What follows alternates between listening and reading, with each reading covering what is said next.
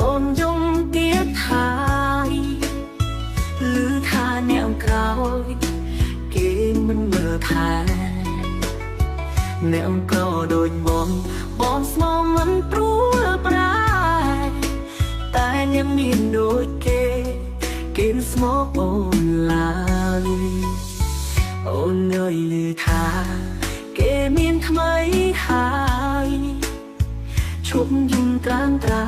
វិលមកក្រោកអ្នកអាស្រ័យមកស្រុកយើងវិញបងមិនទន់អស់ស្នេហ៍បងនៅចាំមើលថែស្រុកស្រែនៅចាំជីវ៉ាមើលវិញនួនល្អមានបងនៅចាំមើលថែចិត្តបងមិនទន់អស់ស្នេហ៍អ្នកស្រែ